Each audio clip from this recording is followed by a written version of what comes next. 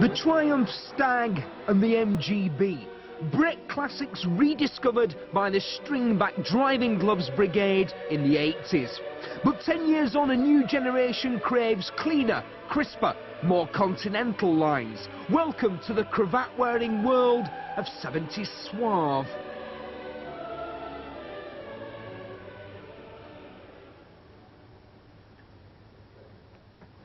Stodgy saloons were the stock in trade of the likes of Fiat and Peugeot, and to a lesser extent Lancia. But with a wave of Pininfarina's magic wand, all three were transformed into rakish two-door coupes, reeking of high karate cool. Now, they might not be the most obvious classic choice, because they're so different. And you know what? When you get behind the wheel, you can't help but act different too. The second you slip in behind the wheel, you're transformed into an international man of mystery. Someone who only gets his hands dirty counting his winnings at the casino. A man who smashes crime syndicates in his spare time. In the era of the Allegro, there was a consortium of cool, and they called themselves the Coupes.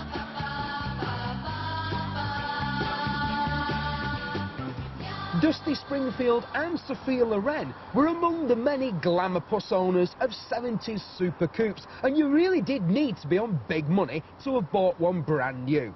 Today though, their star has waned, eclipsed by more obvious 60s classics, and you can pick one up for a pittance. For modern motorists, the crudity of many a classic car can prove something of a culture shock.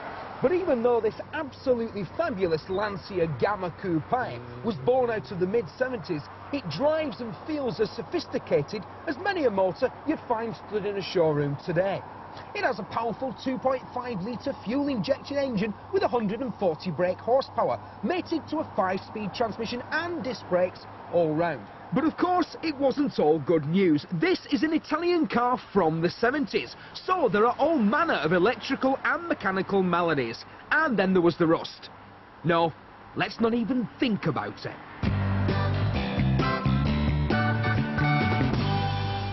Of all the candidates for conversion to a two-door coupe, perhaps Peugeot's 504 saloon was the least likely.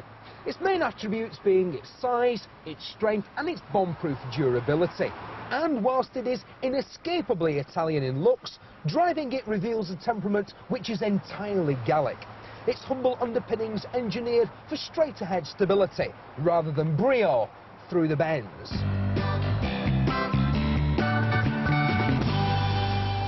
For a Fiat, the coupe is a big car, tipping the scales at over 1.5 tons.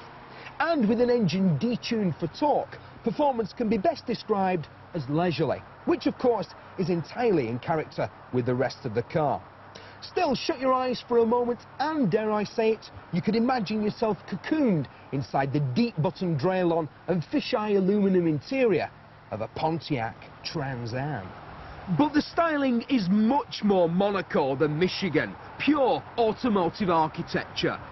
And the interior doesn't disappoint either. From the panelled headlining to the crushed velour upholstery, it oozes casual opulence. And that sculptural gear selector really ought to be in a museum of modern art. For a car from a decade damned for its preoccupation with glam and flash, it's all delightfully subtle. But I sense there are still some of you entirely unconvinced by my arguments. You want wire wheels, leather seats, green paint. You like your classics curvier.